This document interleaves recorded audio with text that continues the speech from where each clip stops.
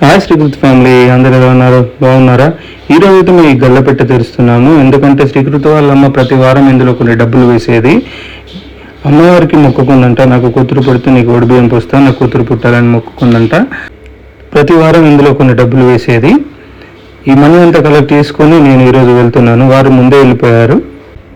పొద్దున్న వెళ్దాం అనుకున్నాను, కానీ వీలు కాలేదు. ఇప్పుడైతే స్టార్ట్ అయిపోయాను. నేను వచ్చేటప్పుడు చాలా ఎండగా ఉంది, చాలా ఎండ కొడుతుంది అనుకున్నాను, కానీ ఇప్పుడు వర్షం పడేలా ఉంది. చూద్దాం. మా ఇంటి నుంచి చాలా దూరం, దాదాపు 150 కిలోమీటర్స్ వస్తుంది.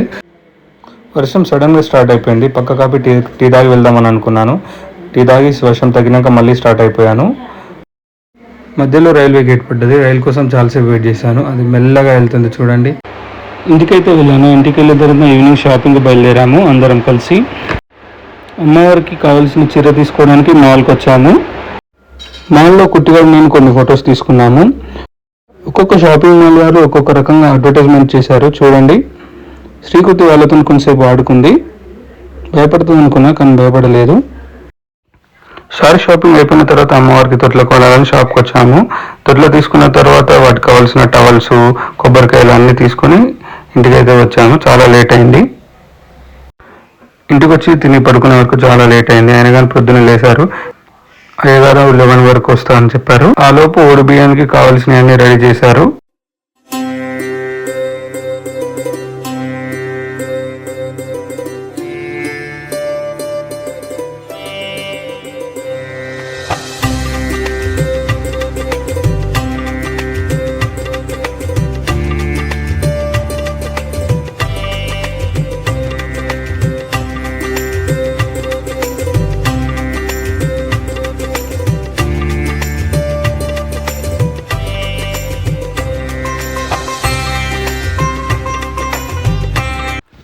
ఓడి బియ్యానికి అన్నీ రెడీ చేసుకుని దేవుడికి దండం పెట్టి బయలుదేరాము. శ్రీకృతి కాళ్ళకి పసుపు పెట్టింది వాళ్ళ పెద్దమ్మ.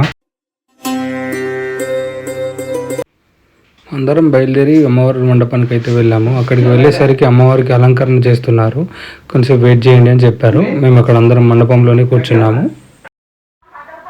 శ్రీకృతిని వాళ్ళకి ఆడుకున్నారు.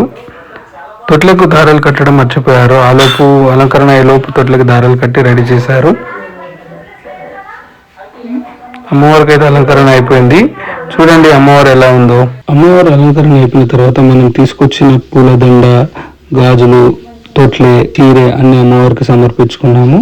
మనం తీసుకొచ్చిన అమ్మవారికి అలంకరణ చేశారు. అలంకరణ చేసిన తర్వాత ఉడిబియ్యం పోసి మనం మొక్క అయితే చెల్లించుకున్నాము.